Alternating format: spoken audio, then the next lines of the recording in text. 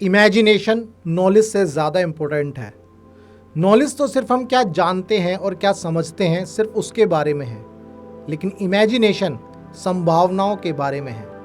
Imagination के साथ हम वो देख सकते हैं जो अभी नहीं है और वो क्रिएट कर सकते हैं जो कभी नहीं था। एलन डीजेनर्स एक अमेरिकी कॉमेडियन, अभिनेत्री, टेलीविज़न होस्ट और निर्माता हैं। वो अपना talk show the Ellen DeGeneres show के लिए सबसे ज़्यादा मशहूर हैं, जिसे 61 डे टाइम एमी अवार्ड्स मिले हैं और ये 20 से ज़्यादा सालों से चल रहे हैं। ओप्राह विनफ्रे के साथ एक इंटरव्यू में एलन ने अपने सपनों की नौकरी को मैनिफेस्ट करने के बारे में एक कहानी शेयर की। जब एलन छोटी थी तब वो एक टॉक शो होस्ट बनना चाहती थी। वो ऐसे ही मिरर के सामने बैठकर अपने पसंदीदा सेलिब्रिटीज़ का इंटरव्यू लेती थी। एक दिन एलन ने अपने सपनों की नौकरी को एक कागज़ पर लिखने का फैसला किया। उन्होंने लिखा, मैं एक टॉक शो होस्ट बनना चाहती हूँ। फिर उन्होंने कागज़ को अपने गद्दे के नीचे रख दिया। एलन ने अपने सपनों पर ध्यान दिया। वो स्टैंड अप कॉमेडी करने लगी और फिर उन्हें सिटकॉम रोजेन में एक मौका मिला। रोजेन की सफलता ने एलन को एक टॉक शो होस्ट बनने के लिए अपने सपनों को हासिल करने में मदद की। 1994 में उन्होंने अपना खुद का talk show the Ellen DeGeneres show launch किया। एलन की कहानी एक रिमाइंडर है कि मैनिफेस्टेशन सच में हो सकता है जब हम अपने विचारों और ऊर्जा को उस चीज़ पर फोकस करते हैं जिसे हम हासिल करना चाहते हैं, तो हम अपनी ज़िंदगी में उसका उपयोग कर सकते हैं। इसी को डिटेल में समझने के लिए आज हम बी व्हाट यू विश किताब के बारे में बात करने वाले हैं, जिसे नेविल गोडार्ड ने लिखा है। नेविल गोडार्ड कहते हैं, ये मेरा विश्वास है कि सभी लोग अपनी ज़िंदगी की दिशा बदल सकते हैं। हमारी इमेजिनेशन के साथ, हमारी अफर्मेशन के साथ हम अपनी दुनिया बदल सकते हैं, अपने फ्यूचर को बदल सकते हैं। वो कहते हैं कि अगर हम एक्सीलेंस को चाहते हैं तो ज़रूर पा सकते हैं, लेकिन ज़्यादा लोग इमेजिनेशन की इस क्रिएटिव पावर से अनजान होते हैं और फैक्ट के गुलाम बनके लाइफ को उसके मुताबिक जीने में लगे रहते हैं। लेकिन जब आप इस क्रिएटिव फोर्स को अपने अंदर डिस्कवर करते हैं, तब आप वो बनते हैं जो आप बनना चाहते हैं। हमें कल्पना में वो एक्सपीरियंस करना चाहिए जैसा सच में गोल को हासिल करके हम महसूस करने वाले हैं, क्योंकि ऐसा करने से हमारी सोल इमेजिन्ड एक्शन को डिजायरेबल सिचुएशन में रख पाती है। लेकिन अगर कोई अपने आप को मनचाही सिचुएशन में इमेजिन ही ना करे, तो वो अपने मनचाहे गोल से हमेशा दूर रहेगा। इस टीचिंग का मकसद हमें कॉन्शियसनेस के हायर स्टेट में ले जाने का है। इसमें आने से हम ज़्यादा सेल्फ कॉन्फिडेंट महसूस करते हैं। इसीलिए ऑथर कहते हैं कि ग्रोथ की तरफ पहला शब्द है राइज, यानी कि उठो। अगर हम उठते हैं तो इस बात को समझने लगते हैं कि हमारे अंदर की दुनिया या मन यूनिवर्स का एक इम्पोर्टेंट हिस्सा है और इस तरह इंसान यूनिवर्स का पार्ट है, यूनिवर्स की जंजीर की एक कड़ी की तरह है। जैसे जैसे हम अपने बारे में ज़्यादा अवेयर होने लगते हैं, वैसे वैसे हमारी बाहरी दुनिया भी ग्रो होने लगती है। इस तरह अपने थॉट्स, फीलिंग्स और गोल के बारे में क्लियर रहने वाले की प्रेयर एक्सेप्ट हो जाती है। अपनी आज की कंडीशन को बदलने के लिए हमें अपने कॉन्शियस लेवल को ऊंचे से ऊंचा उठाना चाहिए और ये ग्रोथ इस तरह से महसूस करने से होती है कि मेरे पास वो सब पहले से ही मौजूद है जो मैं चाहता हूँ या चाहती हूँ। मतलब विश पूरी होने की फीलिंग। आज की कंडीशन को बदलने के लिए हमें कॉन्शियसनेस के हाईएस्ट लेवल तक उठना होगा, क्योंकि सब कुछ हमारा अपने बिहेवियर पर डिपेंड करता है। इसीलिए अपनी लाइफ में जो सच होने में हम विश्वास करते हैं वो रियल लाइफ में भी होता है। कॉन्शियसनेस के हाईएस्ट लेवल तक उठने के लिए हमें अपना पैशन डेवलप करना ज़रूरी है। रियलिटी में एक शांत इंसान का अपने मूड पर पूरा कंट्रोल होता है और वो जानते हैं कि सेल्फ थॉट्स, फीलिंग्स और सेल्फ टॉकिंग सबसे ज़्यादा ज़रूरी है। हम अपने आप में जिस आइडियल इंसान को देखते हैं और बनना चाहते हैं, वो रियल लाइफ में आने के लिए तैयार है। लेकिन अगर हम वैसा बनने के लिए ज़रूरी थॉट्स, फीलिंग्स और एक्शन नहीं लेंगे, तो शायद हम रियलिटी में अपने आइडियल ना बन पाएं। इसलिए खुद पर अपने गोल अचीव करने के लिए विश्वास करें। इस तरह सोचना चाहिए कि गोल चाहे कितना भी अनरियलिस्टिक लग रहा हो, लेकिन ये रियल है और मैं इसे रियल बना के रहूंगा। सेल्फ कंट्रोल लोग ऐसा ही करते हैं। वो खुद को और दूसरों को सिर्फ ऐसे देखने की बजाय जैसे वो हैं वैसे देखते हैं, जैसा वो चाहते हैं। वैसा ही सुनने पर फोकस करते हैं जो अपने गोल को पूरा करने के लिए सुनना चाहते हैं। वो सिर्फ अच्छा देखते हैं और सुनते हैं, क्योंकि वो सच को जानते हैं कि कुछ भी इम्पॉसिबल नहीं है। जैसा हम इमेजिनेशन में दुनिया को देखते हैं, असली में ये वही है। फैक्ट नहीं, बल्कि इमेजिनेशन हमारी लाइफ को आकार देती है। ये एक्टिव माइंड है जो इस दुनिया में रहता है, जिसे इमेजिनेशन कंट्रोल कर सकती है। इमेजिनेशन वो फीलिंग है जिसके जरिए हम नॉन एग्जिस्टेंस चीज़ों को देखते हैं, वो पावर जिसके जरिए हम अपनी विजनरी दुनिया को रियल एग्जिस्टेंस में लाते हैं। इंसान की ग्रोथ का हर कदम पहले इमेजिनेशन के कदम से शुरू होता है। क्या आपने विक्टर फ्रैंकल के बारे में सुना है? वही मशहूर लेखक जिन्होंने मैन्स सर्च फॉर मीनिंग किताब लिखी है। विक्टर फ्रैंकल एक ऑस्ट्रियन ज्यूइश साइकेट्रिस्ट थे जो होलोकॉस्ट से बच गए थे।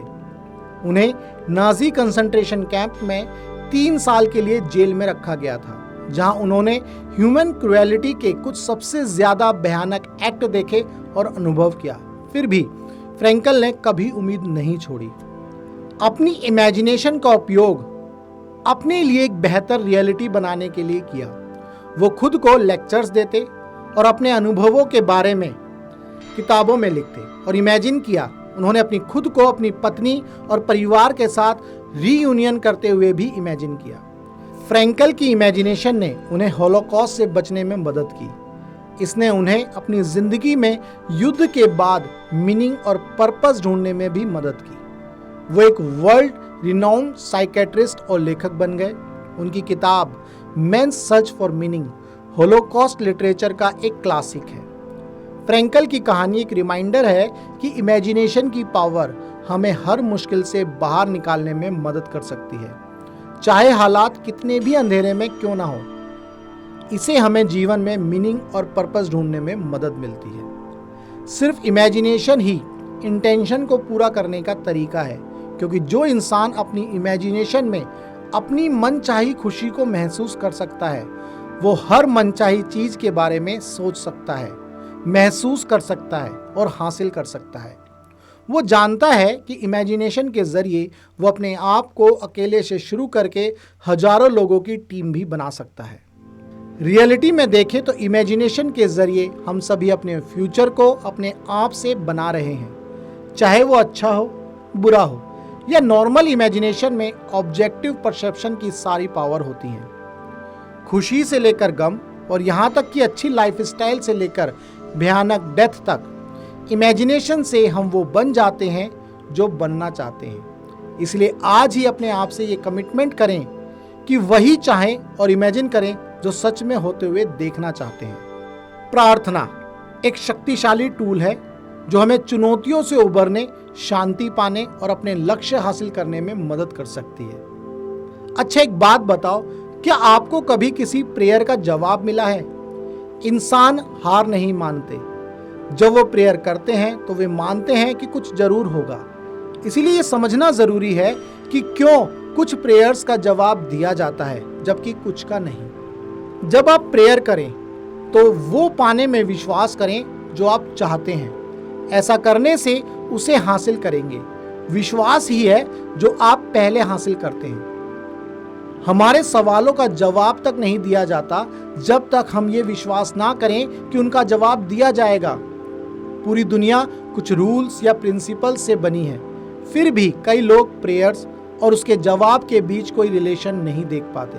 उन्हें लगता है कि भगवान हमारी प्रेयर्स का जवाब हमेशा दे सकते हैं, लेकिन दिमाग अब भी ये मानने को तैयार नहीं होता कि भगवान ने इस दुनिया के कुछ रूल्स बनाए हैं और हर चीज रूल्स के हिसाब से काम करती है। इसीलिए इस सच को अपनाना चाहिए कि प्रेयर और उसके जवाब के बीच एक कॉज और इफेक्ट का रूल काम करता है। हम जो चाहते हैं उसकी तरफ मन का लगाव ही प्रेयर है। ग्रोथ का पहला वर्ड हमेशा अवेयरनेस होता है। इसलिए आप जो चाहते हैं उसकी तरफ मन को हमेशा ऊपर उठाएं। फील करें कि अगर आपकी प्रेयर का जवाब मिल जाए तो आपको कैसा लगेगा, और इस फीलिंग पर तब तक फोकस करें जब तक ये इमेजिन ना करने लगे कि प्रेयर का जवाब मिलने के बाद आप अच्छा फील करने वाले हैं। ध्यान किसी जगह पे पहुंचने के बारे में नहीं है, वे वहीं पर होने के बारे में है। ऑथर कहते हैं कि बहुत सारे लोग मुझे कहते हैं कि वे मेडिटेशन नहीं कर सकते, लेकिन कुछ टाइम ट्राई करने के बाद वो पियानो बजाने लगते हैं। मेडिटेशन भी एक तरह की आर्ट है जिसमें अच्छे रिजल्ट पाने के लिए प्रैक्टिस की जरूरत होती है।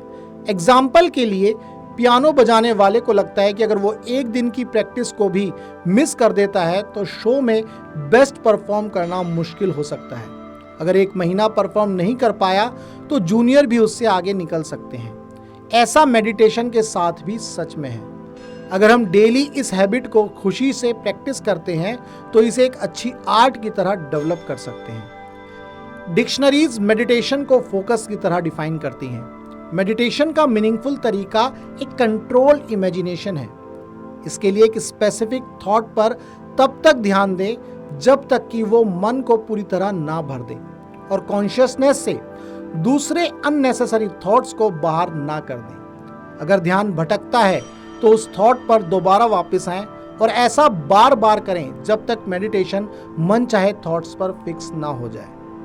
मेडिटेशन में प्रेयर की तरह ही साइलेंस जरूरी है, इसीलिए मेडिटेशन के समय साइलेंस बनाए रखें, क्योंकि वहीं सबसे बड़े राज छिपे होते हैं। मेडिटेशन के समय हम अपने सबकॉन्शियस माइंड में एंटर करते हैं, इसीलिए जब आप मेडिटेशन करें तो भगवान से वो सब कुछ मांगें जो आप चाहते हैं। मेडिटेशन एक टूल की तरह है जो बाहरी दुनिया के इफेक्ट को कम करता है और मन के इंटरनल पॉजिटिव थॉट्स को बढ़ावा देता है, और मेडिटेशन में माइंड रेस्ट की कंडीशन में आने लगता है। एजम्पशन का नियम कहता है कि जो भी आप सच मान लेते हैं, यानी कि एज्यूम कर लेते हैं, वो आपकी वास्तविकता बन जाती है। ऑथर बताते हैं कि 2 लीडिंग यूनिवर्सिटीज में रिसेंटली अजम्पशन पर किए गए एक्सपेरिमेंट के बारे में इस बड़े सच के बारे में पता चला है कि जब आप किसी चीज को देखते हैं तो वो क्या है उस पर डिपेंड नहीं करता, कि बल्कि इस बात पर डिपेंड करता है कि आप उसे क्या देखना चाहते हैं या उसके बारे में आप क्या अनुमान लगाते हैं। जिसे आप फिजिकल वर्ल्ड में सच मानते हैं वो रियलिटी में एक रिसेप्टिव वर्ल्ड है। किसी चीज से आपका पर्टिकुलर रिलेशन उस चीज के रिलेशन में आपकी फीलिंग को इन्फ्लुएंस करता है। ज्यादातर लोग बाहरी दुनिया की रियलिटी में विश्वास करते हैं क्योंकि वो इस सीक्रेट को नहीं जानते कि एक्सटर्नल वर्ल्ड भगवान और हमारी इनर पावर का ही रिजल्ट है। इसके लिए माइंड और उसके इफेक्ट को समझना चाहिए, और सिर्फ हमें उस कंडीशन पर फोकस करना चाहिए जो हम डिजायर्ड सेंस में देखना चाहते हैं। जब हमारी डिजायर्स रियलिटी की तरफ बढ़ने लगती हैं, जब इसे हासिल करने के लिए थॉट्स नेचुरली प्रोड्यूस होने लगती हैं, तो हमें अपनी जिंदगी में मनचाही कंडीशन को सच बनाने का मौका मिल जाता है। इसीलिए हर किसी को अपने मेडिटेशन के दौरान कंट्रोल करने और मनचाही कंडीशन पर फोकस करने के लिए अपनी कैपेसिटी के अकॉर्डिंग सबसे बेस्ट प्रैक्टिस ढूंढनी चाहिए। ऑथर कहते हैं कि मैं अपने आप को सबसे अच्छी कंडीशन में तब पाता हूं जब मेडिटेशन की कंडीशन में होता हूं, क्योंकि एक ऐसी कंडीशन है जिसमें मैं नेचुरली अपनी इमेजिनेशन को कंट्रोल करता हूं और मेंटल डिजायर पर अपना फोकस करने के कैपेबल होता हूं। इसलिए आज ही अपने हाईएस्ट आइडियल को डिफाइन करें और अपना ध्यान इस आइडियल पर तब तक फोकस करके रखें जब तक कि आप अपने साथ अपनी पहचान नहीं बना लेते, उनके होने की फीलिंग को मान नहीं लेते, उन्हें अपनी दुनिया में शामिल करते हुए अपनी फीलिंग को जिंदा करें। डिजायर्स को मानना और उसका होना सबसे पहली कंडीशन है। इसीलिए जो अपने आप को बनाने की डिजायर्स करते हैं वो बन सकते हैं। जरूरत है तो विश्वास करने की, उसके लिए सब कुछ पॉसिबल है जो विश्वास करते हैं, क्योंकि विश्वास उन चीजों और उन बिलीव्स का सार है जो अभी तक नहीं देखी गई। फीलिंग सक्सेसफुल प्रेयर का सीक्रेट है, क्योंकि प्रेयर में हम अपने आप को आंसर की गई प्रेयर की सिचुएशन को महसूस करते हैं और फिर उस पर विश्वास का काम करते हैं। क्रिएटिव इमेजिनेशन के सभी तरीकों में फीलिंग के एलिमेंट्स शामिल हैं, सभी इमोशनल कंडीशंस क्रिएटिव इमेजिनेशंस को इफेक्ट करते हैं। फीलिंग और इमेजिनेशन वो सेंस हैं जिसके थ्रू हम बहुत दूर की चीज़ों को भी फील कर सकते हैं। इंसान की हर बेटर फीलिंग उसके लिए खूबसूरत दुनिया के किसी ना किसी गेट का इनोवेशन है। इसीलिए आइए हम लोगों को उनकी आउटर लाइफ स्टाइल की ऊंचाइयों से नहीं बल्कि इमेजिनेशन और फीलिंग की ब्यूटी से मेजर करें। तो दोस्तों, इस समरी में हमने इमेजिनेशन और अफर्मेशन के बारे में जाना। इनका इस्तेमाल करके आप अपनी लाइफ की प्रॉब्लम को सॉल्व कर सकते हैं और अपनी आज की लाइफ को डिजायरेबल लाइफ की तरफ ट्रांसफॉर्म कर सकते हैं। हमें उम्मीद है कि आपने कई इंपॉर्टेंट लेसन सीखे। अब उन्हें अपनी लाइफ में अप्लाई करना शुरू करें और अपनी इंटरनल और आउटर दुनिया के डिजायरेबल टारगेट्स हासिल करें। जल्दी मिलते हैं और बेहतर समरी के साथ।